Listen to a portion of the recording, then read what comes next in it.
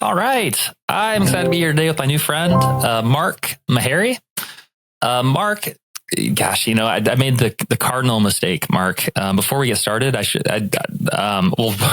reintroduce you. I just want to double check and make sure. Am I pronouncing your name correctly? Is it Mark Meharry? Yes, that's absolutely correct. Got it? Okay, good. Usually I remember to check with beforehand, but I'll do that one more time. 3, 2, 1. Yeah! All right. I'm excited to be here today with my new friend, Mark Meharry. Mark is the founder and CEO of MusicGlue, which is the go-to direct-to-fan platform used by artists like Metallica and Lauf to sell merch, music, and tickets worldwide. He's an advocate for artist autonomy and ownership, and that's why they've created this tool that allows artists to actually retain control over their brand, data, and revenue. He has over 20 years of experience at the intersection of tech and music. He helps guide artists through the shift from the traditional legacy model of the music industry to fan-first strategies. So, man, that is just awesome. I mean, this is where my world and my heart is at right now. So it's so awesome to see what you've built to help artists connect with their fans. So excited to have him on the podcast today to talk a little bit about owning the connection and how to, as an artist, build a stronger relationship with your fans directly. So, Mark, thank you so much for taking the time to be on the podcast today. Cool. I'm very happy to be here. Thank you for having me. Absolutely. So maybe to kick things off, could you share just a little bit about your story and how you came to build this software tool and work with artists like Metallica and Lauf? Yeah, sure. So I'm actually from New Zealand originally, so I'm not from the UK. And I studied architecture, and so I'm an architect of all things. And going through architecture school in Auckland, I formed a band with a group of other musicians that were also doing architecture and fine arts. And we used to play at a local Irish pub and make our money in order to get through university doing that. I eventually left New Zealand and came to the UK in 1999, and that band continued on, and they actually ended up getting signed to Universal and asked me if I would like to be their manager, their international manager. In America, you wouldn't have heard of the band, but in New Zealand, they were multi-platinum. They were huge, so everyone over there knows them. They're world famous in New Zealand, and they didn't even replace me. I was the bass player, and the keyboard player just started playing all my bass lines with his left hand, and that's how important I was to the band. So definitely failed musician.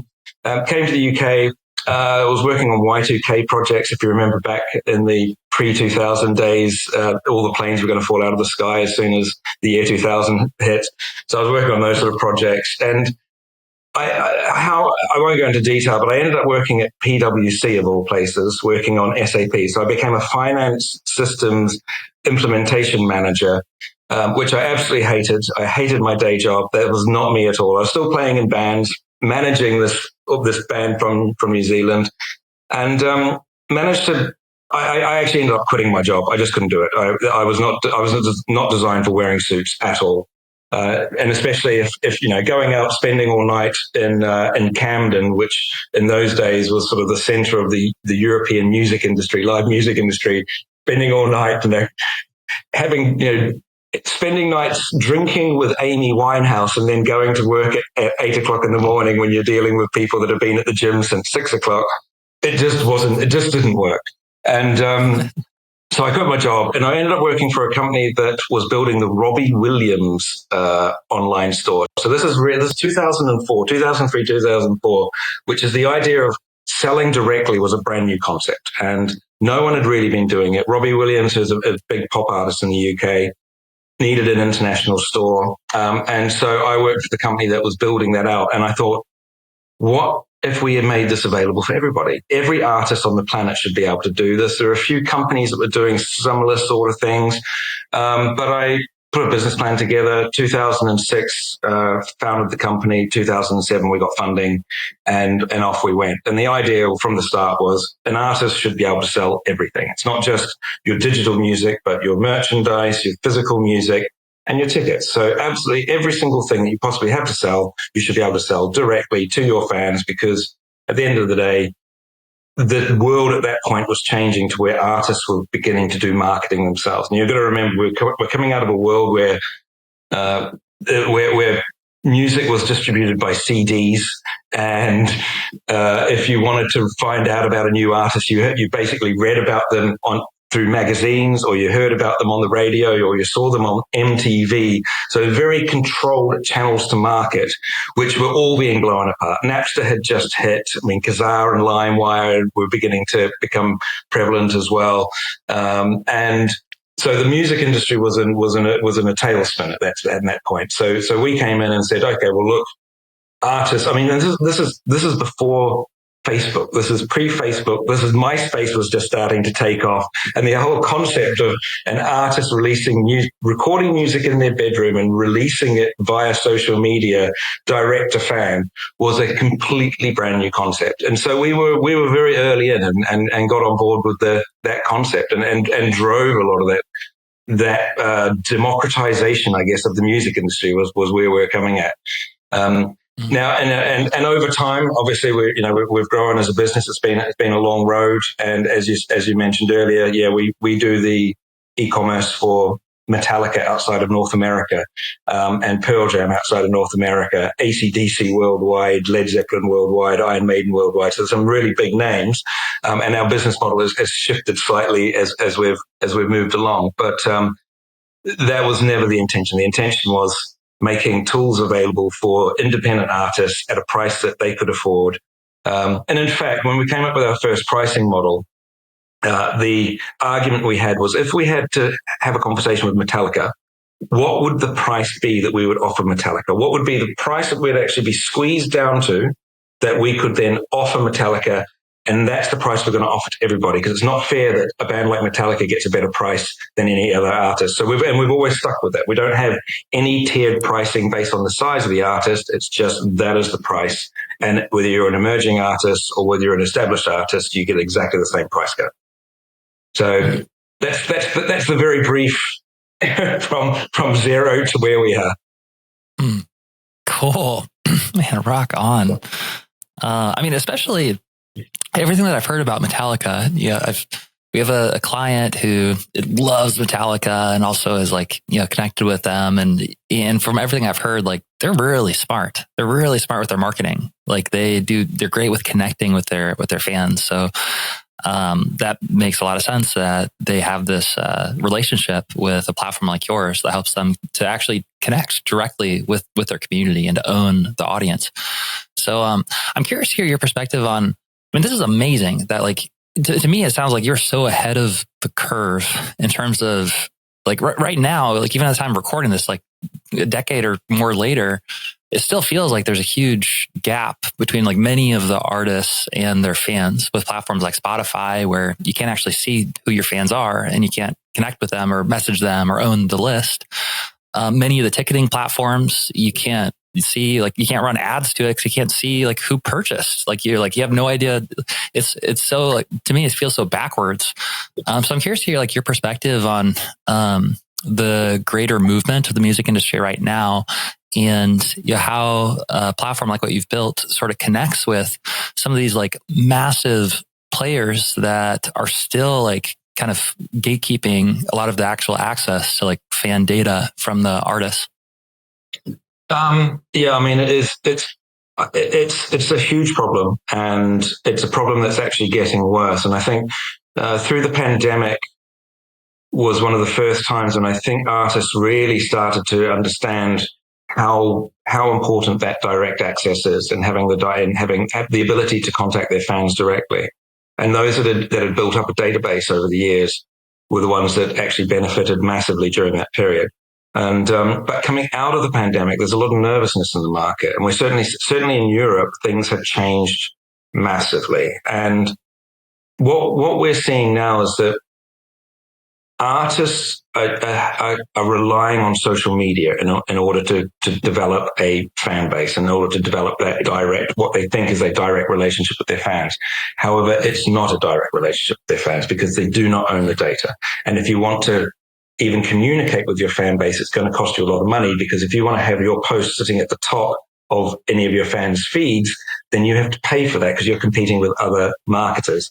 So it is not your data. It is not a way. And even as we've seen recently, companies are being blocked in certain countries. So certainly in America, depending on whatever political movement is happening at the time, a particular social media site could be blocked. And if you've built your entire fan base using that particular site, then you've actually been restricted from having access to your fans.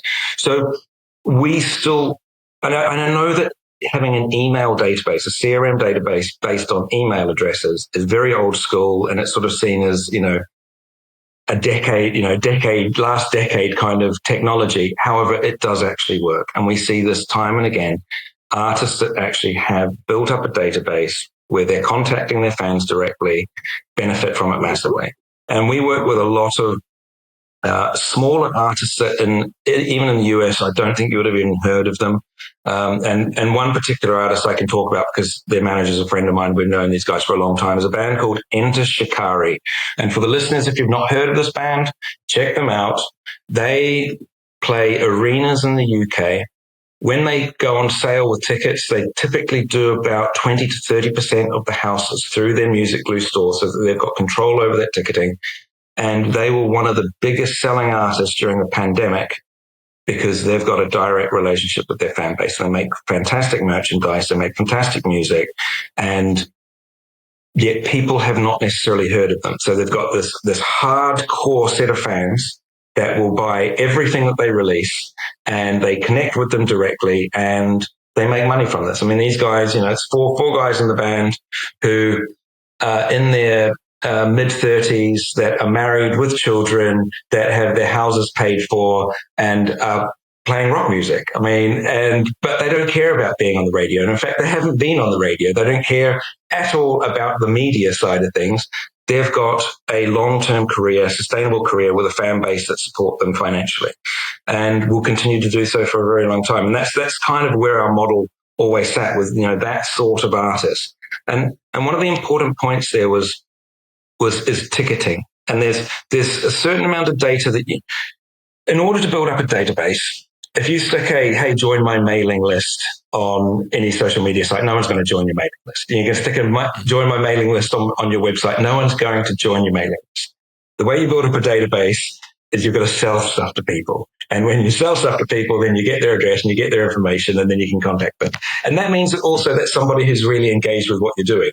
And so there's a certain amount you can get from selling merchandise and physical music. Very difficult to sell digital content these days because it's all available for free. But there's a massive delta when you get up to ticketing.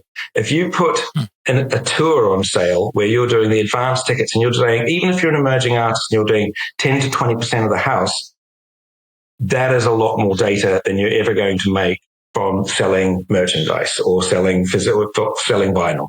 And for the artists that do that, then the companies that they're working with, the promoters, understand that that's actually important for the artist. But you have to ask, and this is very, very important. If you want to get tickets to sell directly to your fan base, even if it's a 48-hour window before anyone else goes on sale, however you want to structure this, you have to ask up front.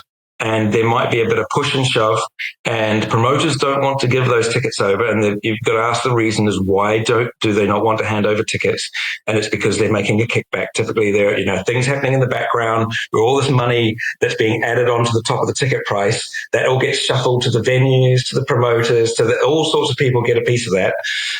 And so push back on that. And in the early days, we worked with I think the biggest band that we worked with on ticketing was Mumford & Sons. And so we worked with them from the very, very beginning. I mean, when we first started out the company, we used to put on a little night in North London, and one night, like a little showcase night for the bands that we worked with.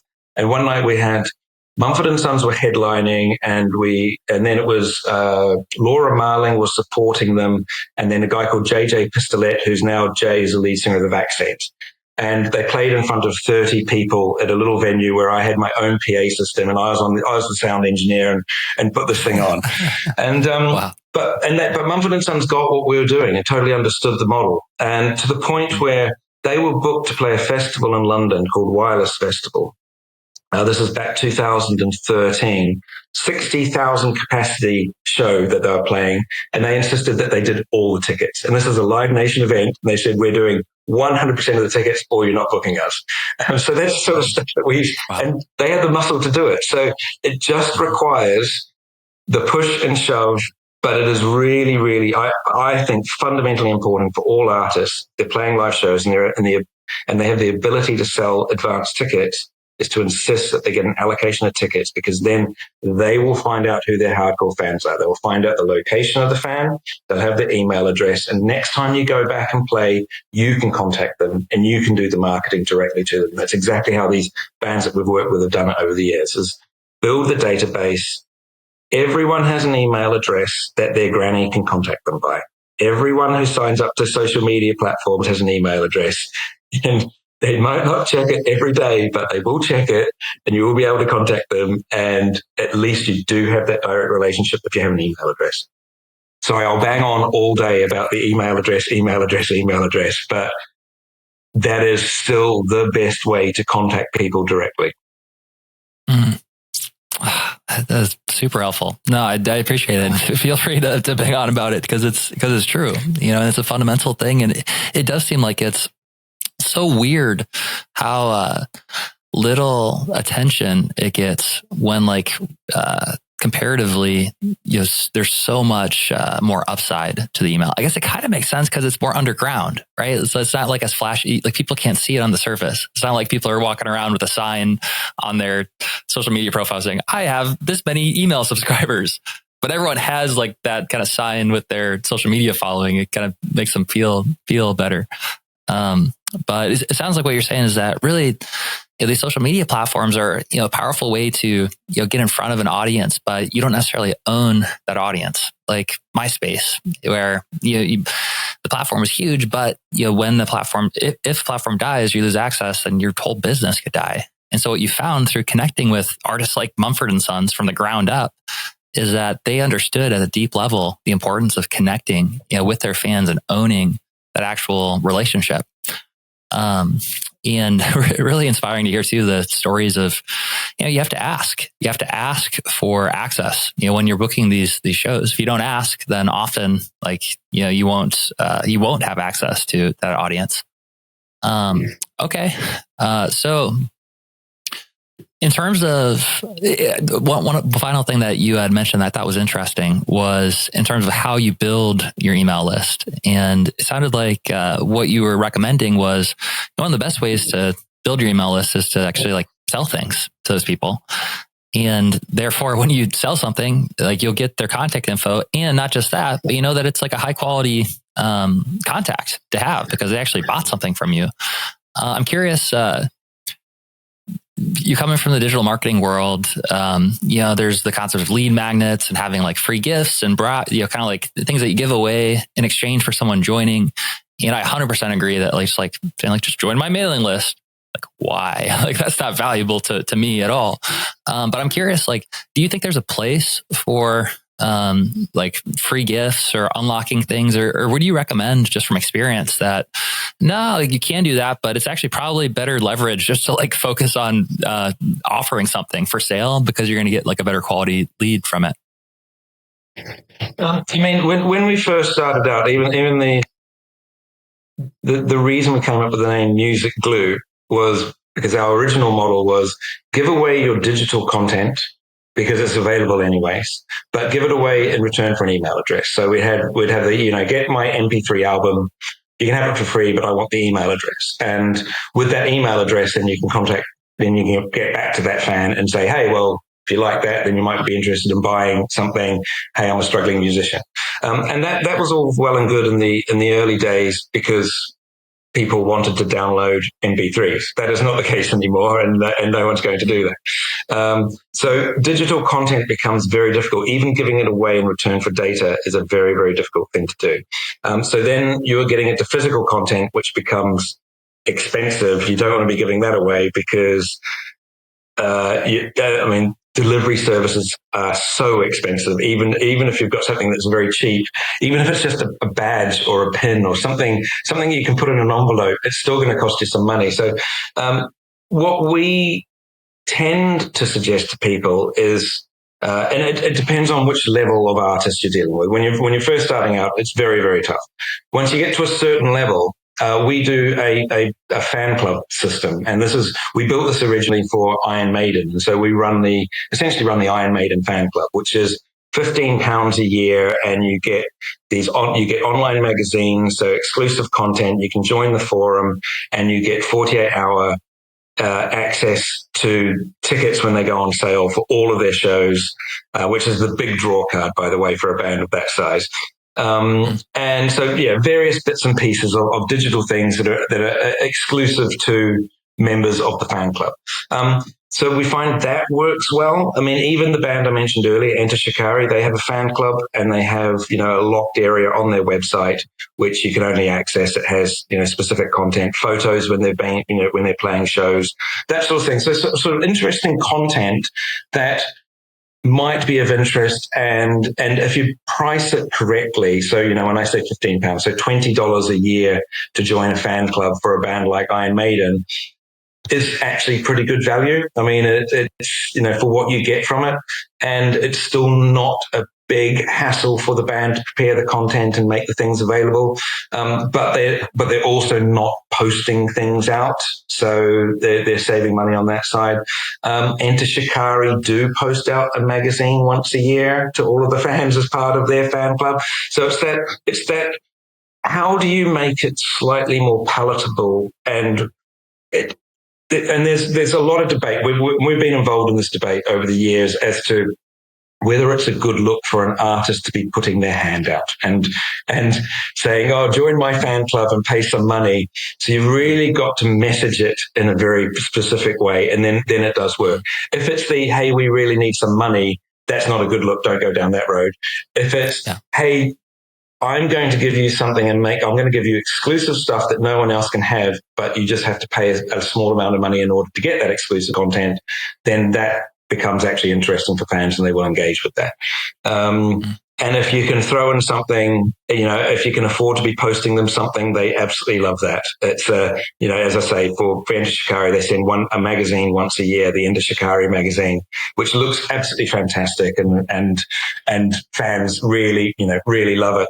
Iron Maiden used to have a t-shirt. When you signed up to the fan club, they would send you a t-shirt, which is a fan club exclusive t-shirt, which when you went to the Iron Maiden gigs, and Iron Maiden's really strange. When I say this, that if you've never been to an Iron Maiden show, you may not believe what I'm about to say, but it is 100% true, is that everybody at an Iron Maiden show, including a number of the band members, wear Iron Maiden t-shirts. And this is the unwritten rule. You never wear the t-shirt of the band that you're seeing when you go to a gig, unless it's Iron Maiden. And then everyone wears the first Iron Maiden gig I went to, I turned up in a Metallica t-shirt, and the manager of Iron Maiden came roaring across the pre-show party, grabbed me and said, "What the hell is that?" And he basically grabbed the t-shirt from the merch desk and said, "Stats on." So, okay, I don't know what the rules were.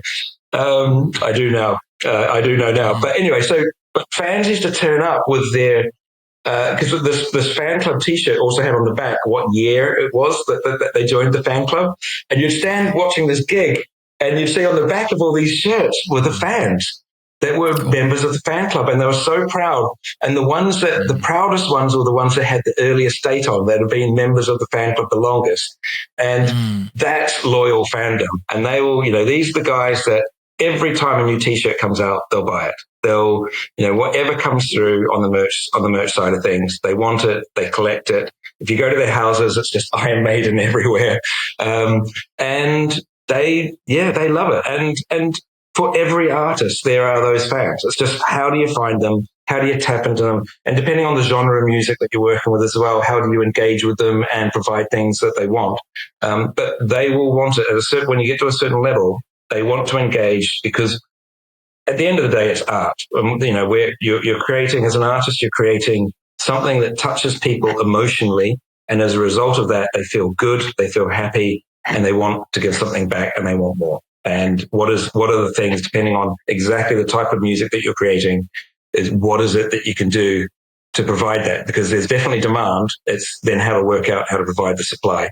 And as I say, it's like, Yeah, fan clubs that you sign up to. Even for some of the artists that we work with, you don't pay to join the fan club. They have a tier, which is the free tier. Join the fan club and you get some exclusive stuff. Because again, at the end of the day, that data, that email address and the location of that fan is invaluable. And it becomes invaluable when you start plotting tours. If you want to come to Europe as an American artist and you've spent 2 years of building up a database of giving content away to European fans, then you can actually plot your tour. And you might think, you know what? I'm not going to play in Cologne because I don't have any fans in Cologne.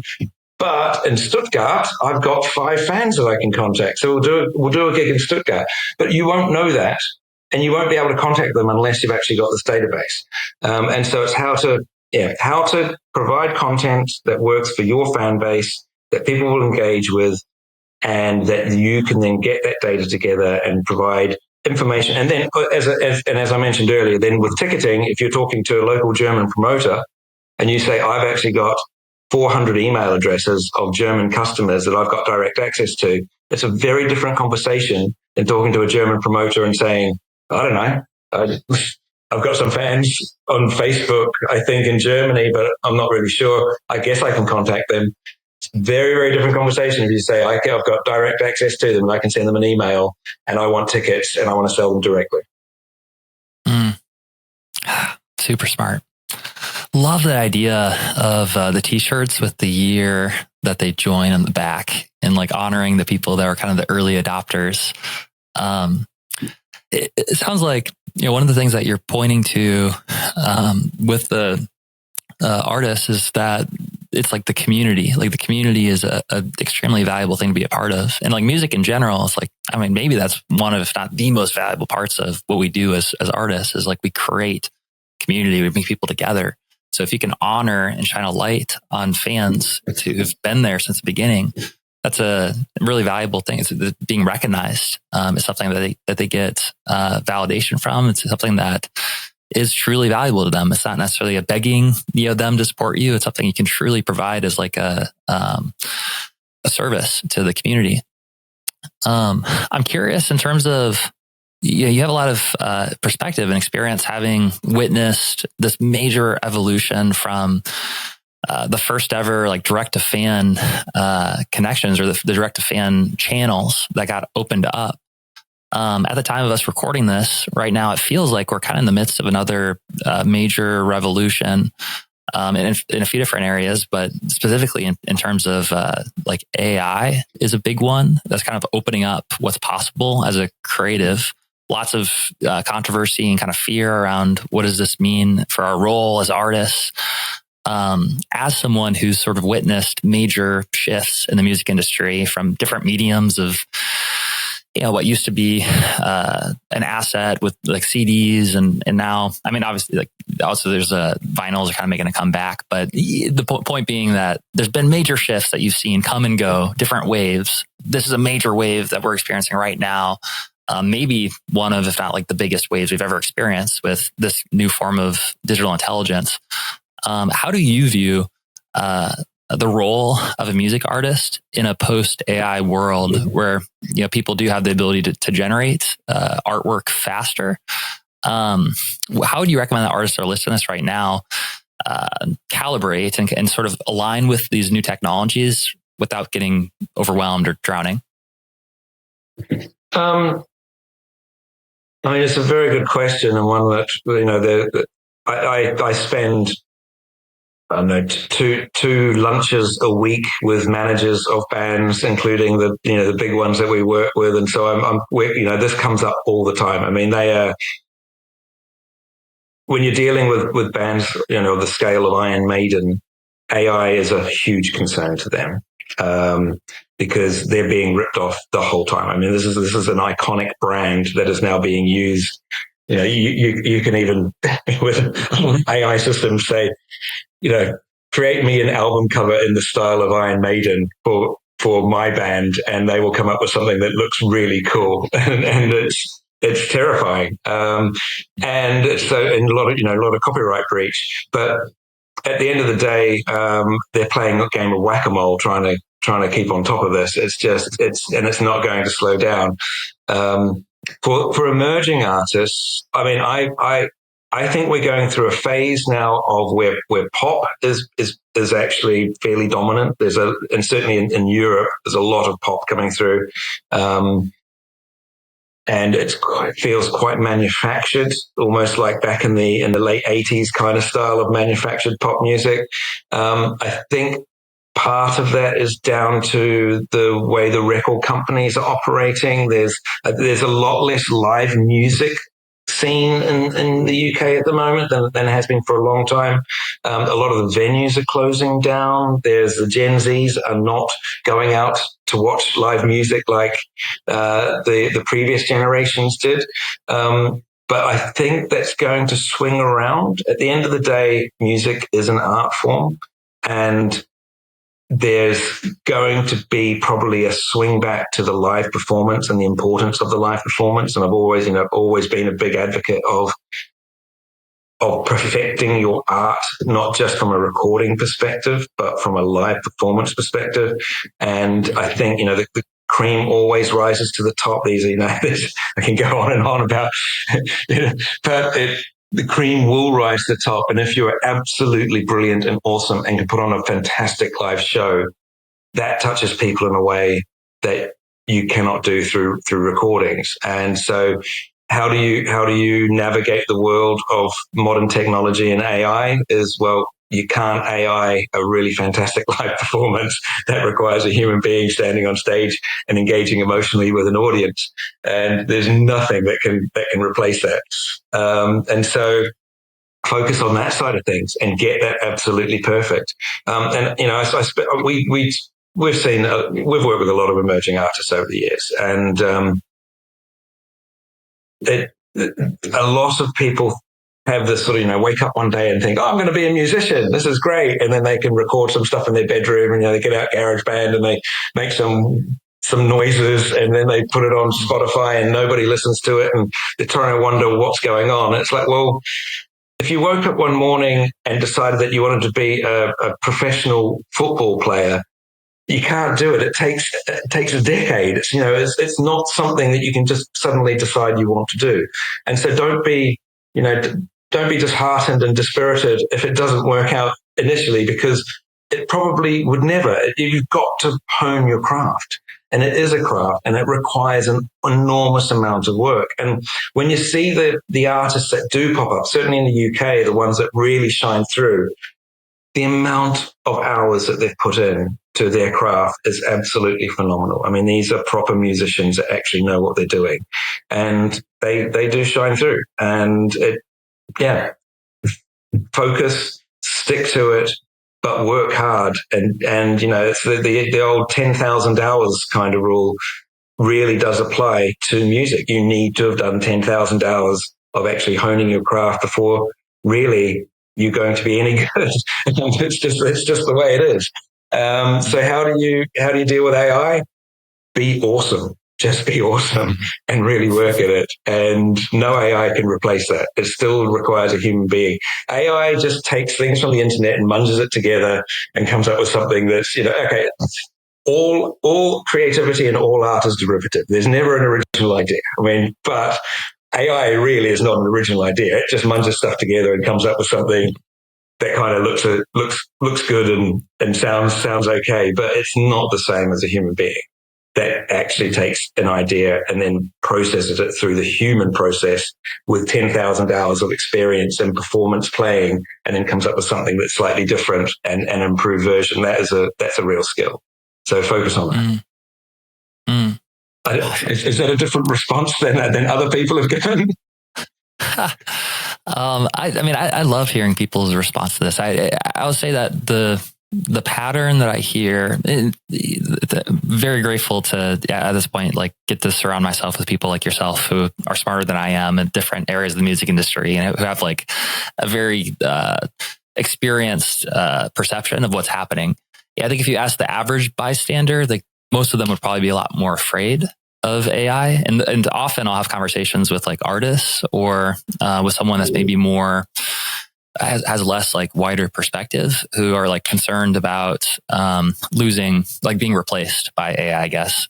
And I absolutely understand the concern, because it's valid that, you know, like we have some stuff to figure out in terms of the ethics of the training data and how this happens. Also, like you said, everything is derivative to a certain extent. So like, where do we draw the line of what's original versus a copywritten? But I would say in general, what I hear is similar to what you're describing. Looking at these as tools to extend our creative capabilities, but ultimately like not replacing that spark or that humanness or whatever you want to call it, that like the thing that we're channeling when we're being creative and like putting it out. Like there is something almost transcendent about where that comes from. And that's the thing that we want to kind of channel or unlock. And these tools can be used in a way that accelerates that, but doesn't necessarily replace it. I would say that's like the general sense that I get. And I view it the same way. I also, I just don't know like where things are. I mean, I'm like a geek for things like the singularity and the book by Ray Kurzweil, The Singularity is Near and Nearer. I watch a lot of news about the new AI tools and where things are headed. And it certainly feels like there's something unique about this specific era of technology in a way that might be different from what it's been in the past. Like I get the case of, like drum machines and digital, like analog to digital, like these are all tools that help us to, sort of like express ourselves better. Maybe for the first time ever, there's actually like a greater form of intelligence that we're creating with AGI or with super intelligence that, this is very like theoretical, but, if it stays exponential, then it's like, I don't know. It's just hard to, it's like that asymptote where it's like hard to predict where we're going to be in 2044. But I'm hopeful that humanity will like, come along for the ride, and that we'll have something like a Neuralink that helps us to like, interface with it. I had a conversation with Noland Arbaugh a few months ago, who was the first human patient that got a Neuralink installed. So he's quadriplegic, paralyzed from the neck down. But on the podcast, he used his Neuralink to create a song telepathically using his thoughts and AI. And that was like a eye-opening experience for me, just kind of thinking through like, what are the implications of this 10 or 20 years from now? What if we could communicate with each other telepathically and we could dream up an idea for a song and just have it materialize like in front of us. So yeah. I don't know what's going to happen in that world. I mean, everything you're saying is, I think that's the direction it's going. Whether or not that will have the emotional impact that music that's created by a human being will have, we don't know. You mentioned a few different things there. One of which is how you actually consume content, and at the end of the day, it's just neurons. It's just electrical charges in your brain. And so you can get straight in and make that happen. But I don't think we know enough about emotions and what is the human emotion, and why is it that when you listen to a certain song, you start crying? What causes that? And we may not ever know. I mean, because there's one thing is artificial intelligence, but emotional intelligence is a whole different thing. So, how that, I mean, and as I say, it's for me, I listen to a lot of music. I've got a big vinyl collection. That's how I listen to music. I'm definitely going back to analog. I've cancelled a lot of my subscription services. This is a little bit of a protest, by the way, to what a certain president is doing worldwide with tariffs. So there's a lot of us in particular creative communities that have cancelled everything at the moment until these things reverse.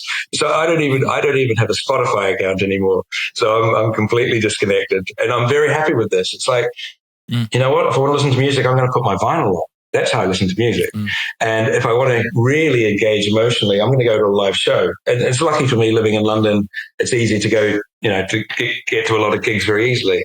That's how I consume music. And I just wonder if there's going to be a backlash. And music's always been about punk rock. It's always the audience pushed back. And so if technology goes too far in one direction, I can bet you that there'll be a massive backlash, and then suddenly it'll go in the other direction, and it'll be, definitely back to vinyl and going to gigs and wanting to see musicians playing musical instruments and not laptops, and that sort of thing will start coming back, and then it'll swing the other direction, and it'll, it's back and forth. I mean, we went through a big dance phase here in Europe in the late 90s, and then it became indie music, and it was all about skinny jeans and guys playing guitars, and so now that's not cool anymore, but that will become cool again, and who knows, it'll just swings and roundabouts, and it's whatever is cool with the new generation that come through that have to do exactly the opposite of what their parents did is always going to be whatever the new cool thing is. And so who knows which direction that's going to go. So at the moment, I agree. I think the tech side of things, we're going to go through quite a phase with this, but then the next generation are going to go, oh, that's so boring. That's what my parents did. I'm going in the other way. And who knows? If we could predict this, if I could predict this, I'd be a wealthy man, and I'm not. We need more compute. We need more tokens to accurately predict the next word. I love this conversation. I think this is like one of my favorite things to talk about and think about. And I totally agree with what you're saying in terms of like, I think all of us can, well, maybe not all, but I feel like most people can feel it, right? That just like there's this tension, or the amount of dependence that we have on social media and technology feels like it's sort of, it's distracting us or removing us from our roots, or like grounding us as humans and as like, or beings. Like when we go out in nature, like it's this amazing, like transcendent experience. That's, sort of like it on the opposite end of what we feel with technology and being like plugged in. So I feel like most of us can relate to that and kind of feel that, while also having mixed feelings, because we also depend on these technologies, and in many ways it's like better than it's ever been in terms of what, like poverty used to be like 80 or 90% of the world, and now it's like 10% or something, and it's going down. Even though it feels like it's getting worse, it's like actually like overall things are trending in a good direction. But yeah, I mean, gosh, I think about this sometimes with my kids. I've got a 7-year-old, a 5-year-old, and a 3-year-old. And I think about them like when they're teenagers, and if they put me through half of what I put my parents through when I was a teenager, then I've got, my work cut out for me. But it does seem like there's sort of this balance or this pendulum swing that goes back and forth. And so it's important to be grounded and sort of take a step back from that and just sort of like, understand that this too shall pass, and it's not worth going to these extremes too tightly. But being able to have perspective, to kind of like know that it's all balanced, and it tends to balance itself out over time. Yeah, as one gets older, it's important to be present as much as possible, and to reduce stress levels and all these things. When I was 20 years ago, I could handle a lot of stress, whereas I'm over 50 now, and I do everything I can to get my head out of my phone. And in fact, even if I'm meeting up with somebody and I'm early at, say, maybe meeting at a bar, I don't look at my phone anymore. I look at the surroundings, because think about this, 20 years ago, people didn't have phones. I mean, you did have a phone, but you'd play Snake on it. An old Nokia thing, and you could send text messages. And in fact, I was having this conversation with my wife the other day, is that when I went through university, this was pre-mobile phone. No one had a mobile phone. And how did you meet up with people? I was thinking, this is really weird. You'd actually arrange to meet somebody at a bar, and then you would go there and you'd actually meet with them, and you couldn't ring them if you were going to be late. You couldn't text them. No one had mobile phones, but you still managed to do it, and you got there. And when you got there early, you'd look around the bar, and you'd look, if you're in a cafe, you'd look at the actual surroundings. And I would argue most people these days if you ask them what the inside of their favorite cafe or their favorite bar looks like, what are the color of the walls, they couldn't even tell you. because they don't look at it. Because as soon as they get into the place, they're on their phone. The person they're with goes to the toilet. What do? We bring the phone out and we're checking whatever, social media, your email, and it's, I don't think it's actually good for us. And in fact, I think there are quite a few studies coming through at the moment that are proving that it's actually not very good for you. So I do this now when I'm meeting up with people. Not allowed to have a mobile phone out. It never comes out of my pocket. I have it there if someone needs to call me if there's an emergency. But otherwise, no, have a look at it. And then you look at the architecture and you look at the interior design and you look at the paintings on the walls. Paintings. Have a look at a painting. It's really interesting. Don't need to do it through your phone. Anyway, this is an old fart talking now. This is a boring old guy who plays vinyl and went to university before mobile phones were invented. But I think there's something to it. And, the happiest you feel is when you get out in nature. And I say we have an all hands meeting every week and with the team. And I always finish it with, please get outside. If it's sunny, get outside, go for a walk, go for a 2-hour walk during the middle of the day and leave your computer and your phone behind and just go for a walk if it's sunny. No one will ever criticize you because when you get back, you'll feel grounded, you'll feel happy, and you'll be wanting to engage with work again. And nothing will happen in the world during that 2 hours that you can do anything about to go and enjoy yourself. And the guys do. And I think it's really important. And anyway, I don't know how we got to this, but I'm not preaching about put your mobile phone down.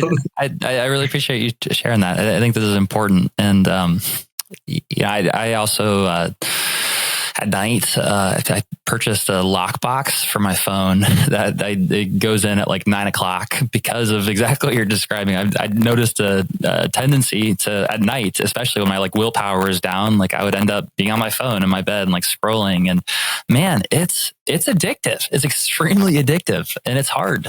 Even though I don't you don't necessarily feel great after you do it. It's like a lot of money and a lot of AI has gone into like figuring out how to hijack the human brain and to hit those dopamine centers. So I think it is really important to have that reminder to be present and show up and to be able to disconnect and remember who you are, aside from this fast moving, digital space. So it definitely has zoomed a bit out into like philosophical territory, but I appreciate it. I think it's really important. And it's part of the role that we play as musicians is we're like reminding people of who they are, the communities, bringing them together and coming back, to these kinds of real experiences. So appreciate you sharing that. And also thank you so much again for coming on the podcast today. This has been a really fun conversation.